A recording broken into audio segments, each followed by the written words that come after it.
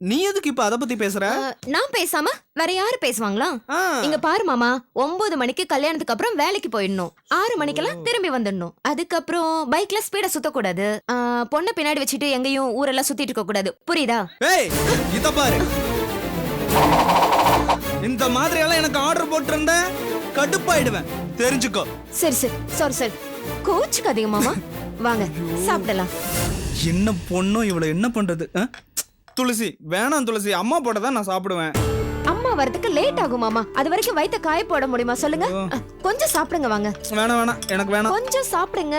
வேணாம் வேணாம்.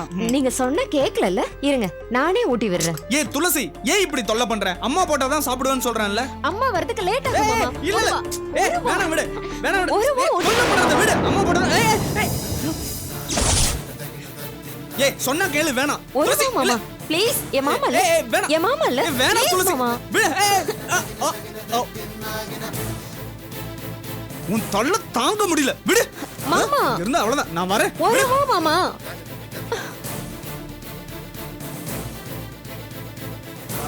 இருங்க இருங்க, இனிமே இங்க தானே இருக்க போறேன். ஒரு வழி பண்றேன்.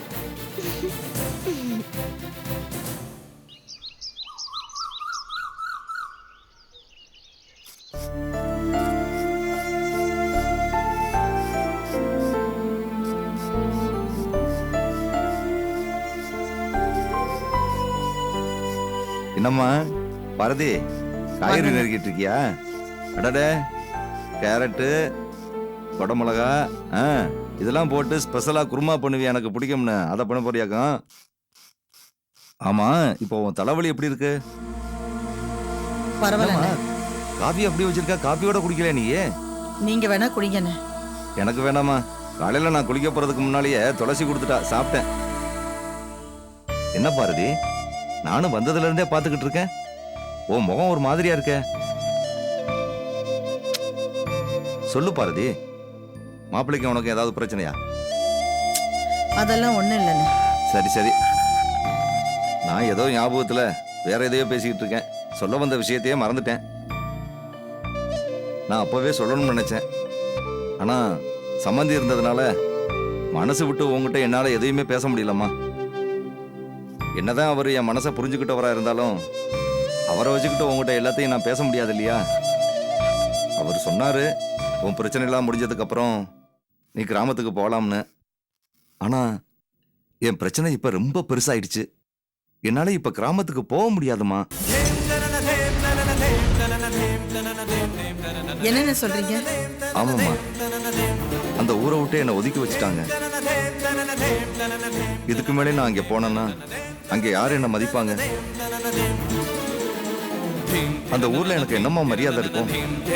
அதனாலதான் இங்க வந்து உன் கூடவே இந்த வீட்லயே இருந்துலாங்கிற ஐடியால தான் நான் புறப்பட்டு வந்தேன்.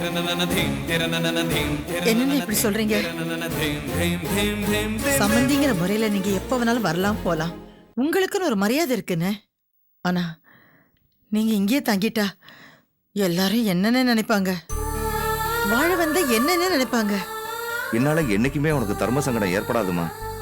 உன் புருஷன் ஒத்துக்க மாட்டாருன்னு நீ சொன்னதுனால தானே அந்த நிலத்தை நான் கொடுக்க மாட்டேன்னு சொன்னேன். அப்படி நான் கொடுக்க மாட்டேன்னு சொன்னதுனாலதான் ஊர்ல எல்லாரும் என்ன ஒதுக்கி வச்சாங்க. அப்படிப்பட்ட உங்க முகத்துல மறுபடியும் நான் முடிக்க கூடாதுன்னு தான் நான் அங்கிருந்து புறப்பட்டு இங்க வந்தேன். அதுக்காக நிரந்தரமா இங்கேயே? என்ன பாரதி, உனக்காக இவ்வளவு செஞ்சனா இத கூட யோசிச்சு பார்க்க மாட்டேனா? நாம தங்கின அந்த ஒரே ஒரு வீடு, 2 காணி நிலம் எல்லாத்தையும் மாப்பிள்ளை பேருக்கே எழுதி வச்சிட்டாமா. ஐயோ அண்ணே, அவருக்கு எவ்வளவு சொத்து இருக்கு தெரியுமா அண்ணே? எங்க எதை வாங்கி போட்டிருக்கோன்னு அவருக்கே தெரியாது. அவர் அப்படி இருக்கும்போது கிராமத்துல இருக்கிற அந்த 2 காணி நிலத்துக்கு அவர் ஆசைப்பட போறாரு?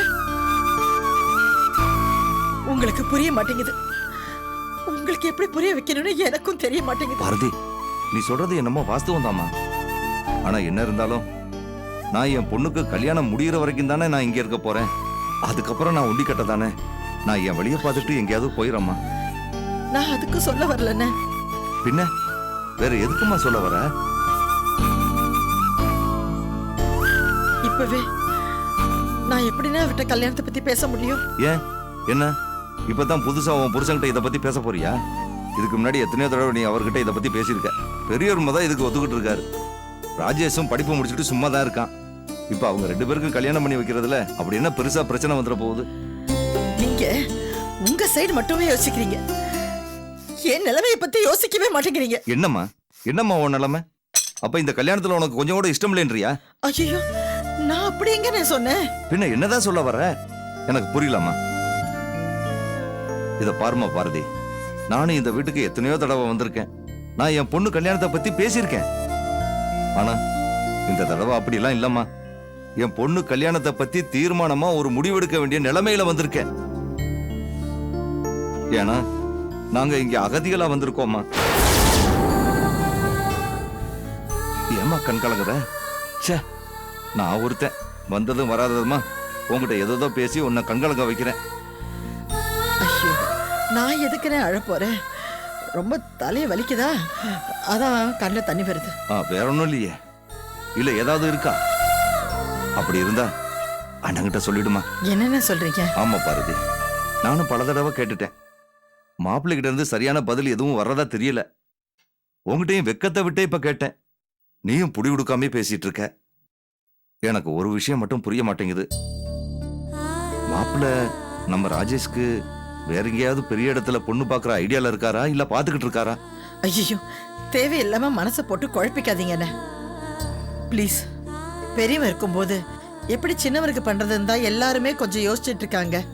ஆமா, அதான் எனக்கு தெரியுமே. அன்னைக்கே சம்பந்தி இதைத்தானே சொன்னாரு. ஆனா அதுக்கான வேலைகள் நடக்கிற மாதிரி எதுவுமே தெரியலையே.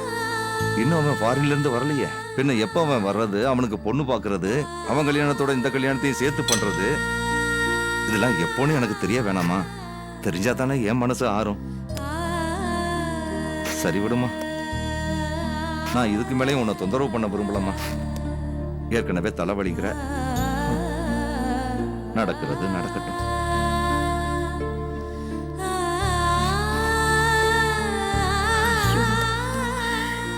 எப்படி நான் இவருக்கு புரிய வைப்பேன்? என் வீட்டுக்காருக்கு இந்த கல்யாணத்துல கொஞ்சம் கூட சம்மதம் இல்லைன்னு எப்படி நான் இவர்கிட்ட சொல்லுவேன்? முருகா, எனக்கு ஏன் இந்த சோதனையை கொடுக்குற?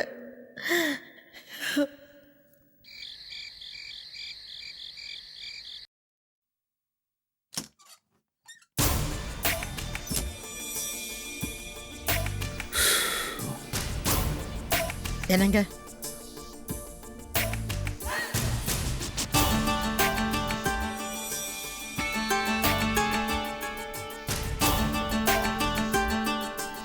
என்னாச்சு? வந்ததுல இருந்தே ஒண்ணுமே பேச மாட்டேங்கிறாரு. உம்மன் இருக்காரு. அண்ணன் வந்ததுனால தான் மூஞ்ச தூக்கி வச்சுக்கிட்டு இருக்காரு போல இருக்கு. முகத்தை பார்த்தா சாப்பிட்ட மாதிரி தெரியல. எதுக்கும் கேட்டுடலாம். என்னங்க, சாப்பிட்றீங்களா? பார்க்குற பார்வையே சரியில்லை. பேசாமல் அண்ணன் விஷயத்தை நம்மளே ஆரம்பிக்கலாம். என்னங்க, சாப்பிட்டீங்களா இல்லை சாப்பாடு எடுத்து வைக்கவா? நான் உங்ககிட்ட என்ன சொன்னேன்? எனக்கு எப்படிங்க தெரியும் அண்ணன் வருவாருன்னு? திடீர்னு வந்துட்டாரு. என்னால் என்னங்க பண்ண முடியும்? என்னையே திருப்பி கேள்வி கேட்குற? நீ என்ன பெரிய புத்திசாலி நினைப்பா? உங்க அண்ணன் இங்க வரக்கூடாதுன்னு எவ்வளவு தூரம் சொல்லியிருக்கேன். இதை உங்க அண்ணன் கிட்ட நீ சொல்லையா, இல்ல நீ என் வார்த்தையை தான் மதிக்கலையா? அப்படிலாம் இல்லைங்க. அது வந்து என்ன இல்லைங்க உள்ளிங்க புள்ளிங்கன்னு? என்னங்க நீங்க எப்படிங்க என்னால கூட பிறந்த அண்ணனை வந்து போகாதுன்னு சொல்றது? ஏதோ வந்துட்டாரு. நானே ஏதாவது பேசி பார்க்கறேனே, நீங்க கோச்சுக்காதீங்க. நான் எங்க அண்ணன் கிட்ட கொஞ்சம் பக்குவமா சொல்றேன். ஆமா, நீ சொல்லி கிழிச்ச. எப்ப பார்த்தாலும் பெத்ததையும் கூடயே கூட்டிட்டு வந்துடுறாரு. அவன் நம்ம பையனோட அடிக்கிற கூத்து சகிக்கலடி, சகிக்கல. பஞ்சு நெருப்பையும் பக்கத்துல வச்சா பாதிக்கப்பட போறது யாரு? இத பாரு, நீங்கெல்லாம் என்ன பிளான் போட்டாலும், அதனால இங்க என்ன நடந்தாலும் அவ என் பிள்ளைய பிரிக்க முடியாது. ஷோ, ஏற்கனவே நான் உனக்கு பல தடவை சொல்லியிருக்கேன். திரும்ப திரும்ப அண்ணனும் தங்கையும் சேர்ந்து பாச மலர புழிஞ்சி அடுத்த தலைமுறையை சேர்க்க முயற்சி பண்றீங்களா? மிந்திலாம் வந்த மாதிரி இந்த தடவை எங்க அண்ணன் சும்மா வரல. ஊர்ல அவருக்கு பிரச்சனை. அதான் வந்திருக்காரு. என்ன ஊர்ல பிரச்சனை இருந்த ஆளுக்கு? என்ன ஊர்ல இருக்கிறவங்க விரட்டி விட்டாங்களா? அப்படிதாங்க ஆயிப்போச்சு. என்னடி சொல்ற? எனக்கு புரியல, தெளிவா சொல்லு. கிருஷ்ணா நம்ம குடும்பத்துல வம்பு பண்ணணுங்கிறதுக்காகவே கிராமத்துல போய் அவங்க அம்மா பேர்ல பெரிய ஆஸ்பத்திரி கட்ட போறேன்னு சொல்லி போய் இறங்கியிருக்கா. ஆ, என்னோட அண்ணன் நிலத்தை அதுக்கு வேணும்னு சொல்லி கேட்டிருக்கா. ஊரே ஒண்ணு கூடி அந்த நிலத்தை எங்க அண்ணன் கொடுத்தே ஆகணும்னு சொல்லி தீர்ப்பு சொல்லியிருக்காங்க. ஆ. நானும் கையெழுத்து போட்டாதான் எங்க அண்ணனால அந்த நிலத்தை விற்க முடியும்னு அண்ணன் என்கிட்ட போன்ல கேட்டாரு. கிருஷ்ணாக்கு அந்த நிலத்தை கொடுக்கறது உங்களுக்கு நிச்சயமா பிடிக்காதுங்கிறது தெரிஞ்சதுனால நானும் முடியாதுன்னு சொல்லிட்டேன். நான் நிலத்தை கொடுக்க முடியாதுன்னு சொன்னதுனால எங்க அண்ணனும் பஞ்சாயத்துல கிருஷ்ணாவுக்கு நிலத்தை கொடுக்க முடியாதுன்னு சொல்லிட்டாரு. அதனால ஊரே சேர்ந்து எங்க அண்ணனையும் துளசியும் தள்ளி வச்சுட்டாங்க. இன்னுமா ஊர் பஞ்சாயத்து அது இதுன்னு? What nonsense is this? இந்த சினிமா படத்துல வர மாதிரி 18 பட்டி பஞ்சாயத்துன்னு. உண்மைதாங்க. பஞ்சாயத்துல தள்ளி வச்சுட்டா அந்த ஊர் கடையில எதுவுமே வாங்க முடியாது, சாப்பிட முடியாது, தண்ணி கூட கொடுக்க மாட்டாங்க. ஆ? ஆஹா. அதனாலதான். அதான் இங்க வந்துட்டாங்களா? ஆமாங்க. நான் வரவே கூடாதுங்கிறேன். மொத்தமா குடும்பத்தோட வந்து உங்க அண்ணன் டேர போட்டா? இல்லைங்க, கொஞ்ச நாளைக்கு தான். ஊர் பிரச்சனை முடிஞ்ச உடனே திரும்பி போயிடுவாருங்க. இத பாரு, நான் என்ன சொல்றேன், அந்த ஆள் இங்க வரக்கூடாது, வந்தா தப்புன்னு சொல்றேன். நீ பர்மனண்டா அவங்களை இங்க தங்க வைக்கிறதா முடிவு பண்ணிட்டியா? இந்த வீட்டுல முடிவெடுக்க எனக்கு என்ன உரிமை இருக்கு? நான் இந்த வீட்டுல வெறும் சமைச்சு கொட்டுற வேலைக்காரியா தானே இருக்கேன். கண்ணை கசக்க ஆரம்பிச்சிட்டியா? நான் உடனே ஆஃப் ஆயிடுவேன்னு நினைச்சேன். அப்படிதானே? இத பாரு, அவங்க பிரச்சனை அவங்க பார்த்துக்கணும். அவங்க ஊர்ல தங்க முடியலன்னா பக்கத்து ஊர்ல போய் இருக்கட்டும், இல்ல ஒரு ஹோட்டல்ல போய் ரூம் போட்டு தங்க சொல்லு. அதை விட்டுட்டு வசதியா இருக்குன்னு சொல்லி இங்க மாப்பிள்ளை வீட்டுல வந்து தங்குறது அசிங்கம் அல்ல? அவனுக்கு அந்த ஆளுக்கே தோண வேணாமா?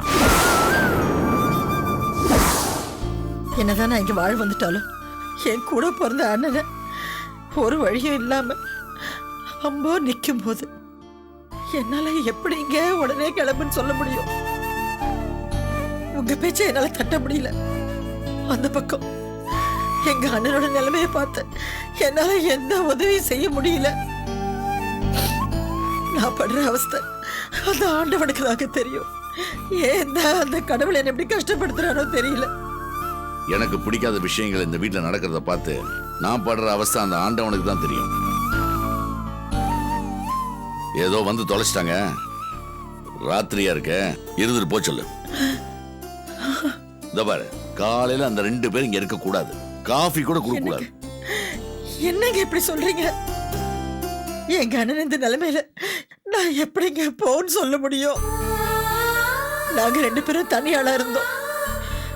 என்ன படிக்க வைக்க ஆளாக்க எங்க அண்ணன் எப்படியெல்லாம் கஷ்டப்பட்டாருன்னு எனக்கு மட்டும் தாங்க தெரியும்.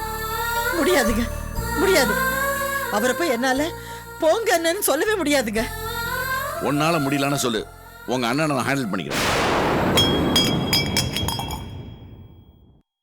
என்ன சத்தம் இது? ஒருவேளை அண்ணனா இருக்குமா? இவர் பேசுனது கேட்டிருப்பாரா? ஐயோ முருகன், நான் இப்ப என்ன செய்வேன்?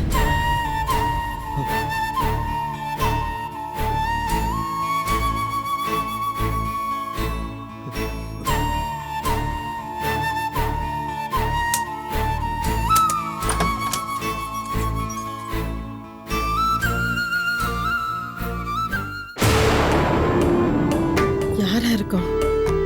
தண்ணி எடுக்க வந்து கீழே டம்ளர் விழுந்திருக்க. அண்ணனா இருக்குமா? இல்ல துளசியை கேட்டிருப்பாளா? கடவுளே, இவர் ஏன் அப்படி நடந்துக்கிறாரோ தெரியலையே.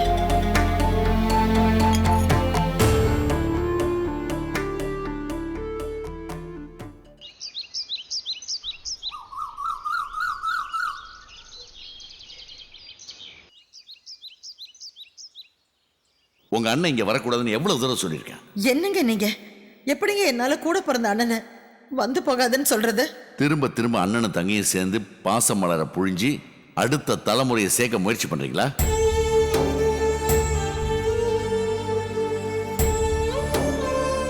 எப்ப பார்த்தாலும் பெத்ததையும் கூடயே கூட்டிட்டு வந்துடுறாரு. பஞ்சையும் நெருப்பையும் பக்கத்துல வச்சா பாதிக்கப்பட போறது யாரு?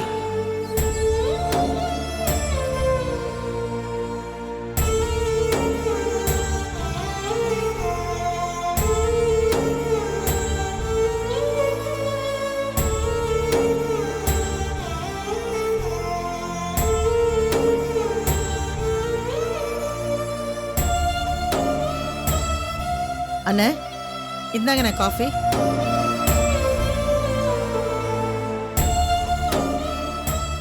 காஃபிண்ணே.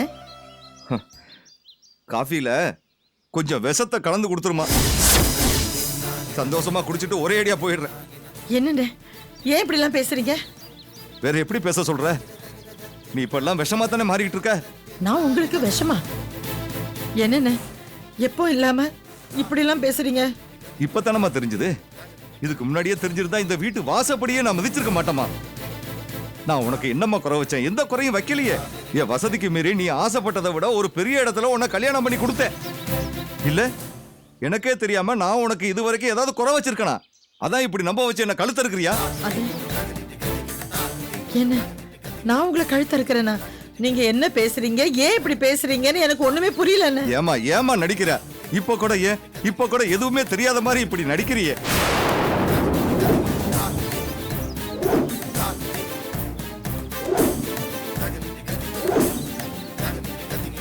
ஓ புருஷனுக்கு என் பொண்ணை உன் வீட்டு மருமகளா ஏத்துக்கிறதுக்கு இஷ்டம் இல்லைன்னு சொல்லிட்டாருங்கிறத இந்த நிமிஷம் வரைக்கும் நீ என்கிட்ட ஒரு வார்த்தை சொல்லியிருப்பியா? அது ஒவ்வொரு தடவையும் வந்துட்டு போறப்ப நீ எனக்கு நம்பிக்கை தர மாதிரி பேசுவி. அவ்வளவு நடிப்பா? இல்லன்னு சத்தியமா நான் நடிக்கலன்னு. நடிக்கலைன்னா வேற என்ன? பின்ன என்ன சொல்றது? அண்ணன் ஆசையை வளர்த்துக்கிட்டு ஒரேடியா சாகணும்னா? பலமுறை சொன்னனே, ஏன் உன் அண்ணன் கிட்ட சொல்லல அப்படின்னு உன் வீட்டுக்காரர் கேட்டாரே, அதுக்கு என்ன அர்த்தம்? என் பொண்ணு மனசுலயும் என் மனசுலயும் ஆசையை வளர்த்துட்டு கடைசியில இப்படி துரோகம் பண்ணிட்டியே. நீயும் அப்படித்தான் இருக்க. உன் வீட்டுக்காரர் மாதிரி உனக்கும் என் பொண்ணு உன் வீட்டு மருமகளை ஏத்துக்கிறதுக்கு இஷ்டம் இல்லையா? ஐயோ அப்படிலாம் இல்லன்னு. சாமி சத்தியமா அப்படி இல்லன்னு. நீங்க ஒவ்வொரு முறையும் என்கிட்ட பேசும்போதும் நானும் அவர்கிட்ட கேட்பேன். அவர் இஷ்டம் இல்லதான் சொன்னாரு. அவர் சொன்னதை அப்படியே உங்ககிட்ட சொல்லி தேவையில்லாம உங்க மனச நோகடிக்க திராணி இல்லாம தான் உங்ககிட்ட சொல்லல. அது கூட எப்படியாவது அவர்கிட்ட நிச்சயம் சம்மதம் வாங்கிட முடியுங்கிற நம்பிக்கை இருந்ததுனாலதான் உங்ககிட்ட அவர் சொன்னதையெல்லாம் சொல்லாம இருந்த. என்ன நம்புங்க. என்ன போதும். உன்னை நம்பி நான் கெட்டதெல்லாம் போதும். இனிமே நான் நம்ப தயாரா இல்ல. இத்தனை நாளா தான் நீ சொல்லல, சரி. ஆனா உன் வீட்டுக்காரர் சொன்ன மோசமான வார்த்தைய இப்ப காலையிலாவது நீ வந்து என்கிட்ட சொல்லிருக்கலாமே. சொல்லலையே. அப்படியே நம்பிக்கையோட இருந்து உங்க அண்ணன் சாகணும் தானே நீ பேசாம இருந்த. ஐயோ அப்படிலாம் இல்லன்னு. வேண்டாம். உன்கிட்ட சொன்னதை மறுபடியும் அவர் என்கிட்ட சொல்றதுக்குள்ள நானே மரியாதையா வெளியே கிளம்பிடுறேன். நீ நல்லா இரு. உயிரை கொடுத்து வளர்த்த அண்ணனுக்கு பெரிய கைமாறு பண்ணிருக்கேம்மா. போதும் தாயே, போதும். இனிமே நான் முகத்திலேயே முழிக்க மாட்டேம்மா. இதான் உன்னை பாக்குற கடைசி நிமிஷமா இருக்கும். அண்ணே